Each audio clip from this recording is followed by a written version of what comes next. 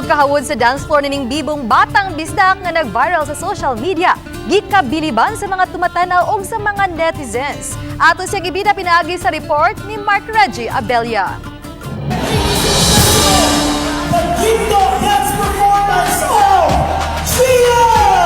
Daw maulawon ug nagduha-duha pa sa pagsayaw kining bata atubangan sa tumatanaw apan sa dihan.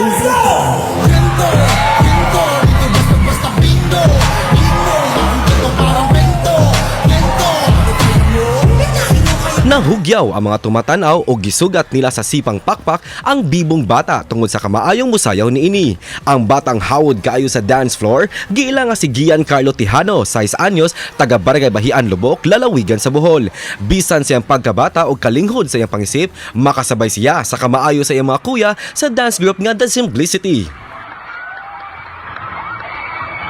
Matod sa ilang choreographer nga si Jomar Hamora nga nadiskubre nila si Gian atol sa usa ka event sa Lubok Central Elementary School. Human nahimong instant sikat og social media sensation, mensahe ni Gian sa mga supporters. Nalipay kay dalahan, nalipay sa akong sayaw. Ang bulanong dance group nga The Simplicity gikatakdang makigtigi sunod tuig sa Singapore alang sa World Supremacy Battleground 2024. Kauban si Clans Gabutin, Mark Reggie Abella. Balitang Bisdak.